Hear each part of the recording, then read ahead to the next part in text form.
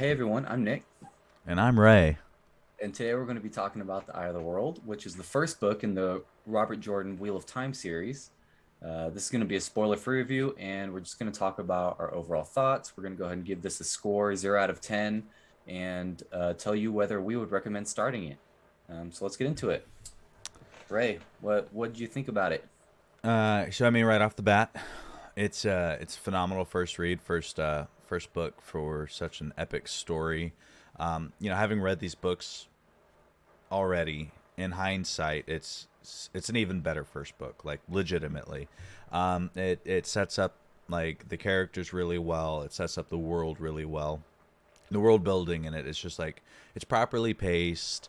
Um, all the characters are pretty well written for the most part. I mean, yeah, I would say they're almost at their best in this book, or at least have some of their best moments in this book, just Mhm.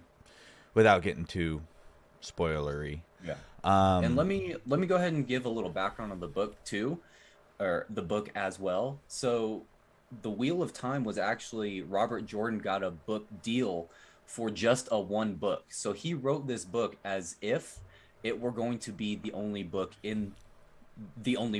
just in case he didn't get picked back up for a continuing contract. that I did not So know.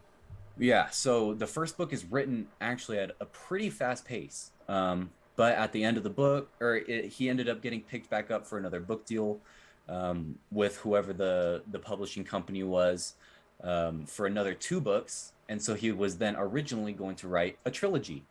And then as it goes on, the trilogy then turned into I think six books, and I think a trilogy is ends. three, right? Not Yeah, 14. yeah. So the first three books, honestly, but we're only talking about the first book here, but the first three books are really fast paced, which is nice. I just wanted to give that clarification and Yeah, that background for how this first book is. It's fast paced and it really gets into it. and that's I think where this book shines is just like honestly the pacing of events and the building of the world and just kind of like how everything feels what's the word urgent but not Mhm. like overly cringe urgent, not like Yeah.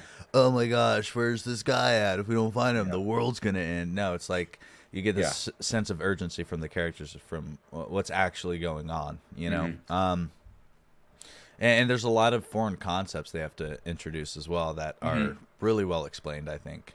True. Not overly Game of Thrones explained, which True. the series gets guilty of later, of being over inundated with stuff. Yeah. Books like 7 and 8. And obviously this is a reread for both of us. But one thing that I definitely noticed was that in this first book, the magic system is almost not explained at all. Like we get an explanation of the elements, almost kind of Avatar Mm-hmm. esque, which Avatar probably borrowed from It's this, like, or oh, you might be able to channel. Oh, yeah. So we don't get the how of how people use their magic abilities. So it definitely, he Robert Jordan stays away from things that are just going to be too much detail, and he's really sticking to the story, which I liked in this one. yeah. So, scale And of so one. your overall score, what's your 0 out of 10? What are you going to give it? So overall, 9.5. I don't know a book I could give a 10 to. Hmm. I mean, it's a top three for me. Along like, I'll say it, The Name of the Wind's one of my favorite first books Hmm. too for a series. I think it starts really well. Overall, 9.5. Characters. Let's break it, like subdivide it a little. Characters. I would give probably the 9 in this book. I mean, it's still missing some of my favorite characters throughout the series, obviously, Hmm. but the characters are well written. Still little issues here and there, but a 9 out of that. World building, it's a 10 out of 10, 12 out of 10.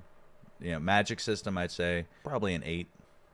You know, uh, Obviously we know what it becomes, but it Yeah. is a little ill explained in this book, and it's not like at its fullest. Right. So it feels thinner. Um, and then just kind of plot in it, I'd give it 10. Yeah, Yeah. I like it. My overall score, and I think I definitely could go higher. I gave it an 8.5 out of Hmm. 10. Um, the only reason I scored it as an 8.5 rather than a 9 plus, 9 to 10, is just because it borrows pretty heavily from Lord of the Rings. And Robert Jordan actually said in an interview that he meant this book to be sort of an homage Hmm. to Lord of the Rings. So um, it's still definitely his own book, but there's a lot of borrowing that goes on. For instance, right, he calls the evil mountain range the Mountains of Doom, and then in Lord of the Rings, Mount Doom. um, Yeah. we have the Mountains of Mist, Lord of the Rings, the Misty Mountain.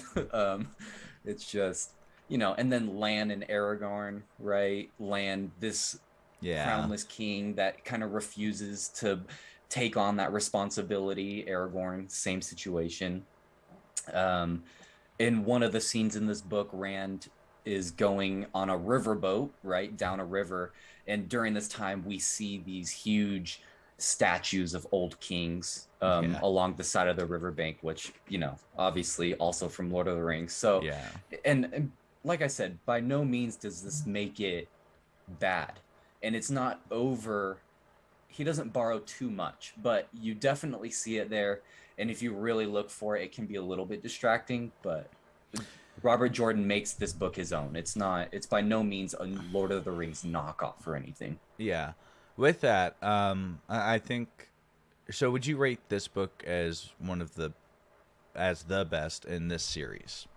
In the series, I don't think so, no.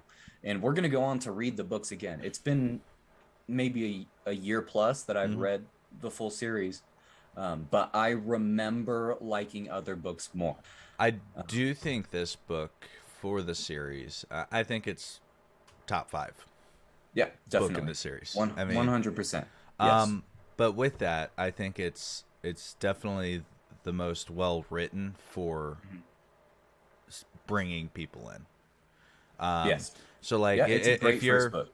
if you're a deep diver and you like to like go into the lore, and it's like, well, they don't explain Sidon or Sidar enough, right?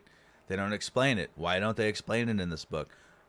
It'll get there. Something I give it a little bit of extra bonus points to is Oh yeah, I the really map. like the map Yeah. in the story. So I think it's a really well drawn map. It looks a little like Australia to me. Who knows? I don't know. I think Yeah. it's modeled after something, but it's a good map and like it definitely I think fits perspective like scale wise and travel distance and time. Yes. Book one, Eye of the World, I would say definitely recommended. It's fantastic. Would you So would you with your score of 9.5, would you recommend The Eye of the World as a standalone book? Not even to get into the series, right? Just for this book one. Ray recommends this book for anything. Yeah, 9.5 out of 10.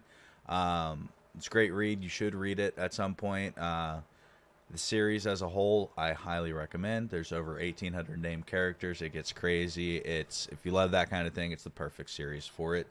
As a standalone book, it's a fun read. It's paced well enough for a single book, with leaving you wanting more still as well. And yeah, with that fantasy book review done for The Wheel of Time, The Eye of the World, book one. I think it's mirrored. It's fine. Um, Yeah, there's actually a lot of fan art that's been, or not fan art, yeah, cover art that is different. That one's yeah, almost the original. I had to buy yeah. this because I lost my original book one, Oh, and for some unfortunately. reason, I got Dude, those soon to be on I Amazon. I am very upset that they're putting that on the front, even though I Yeah, understand. But yeah. So, Ray, the 9.5. Nick, your score? Hold your 8.5. 8.5. Fantasy book reviews. It's we'll say extremely recommended. Yeah. Yes. Alrighty, and with that, All right. we will see you next time.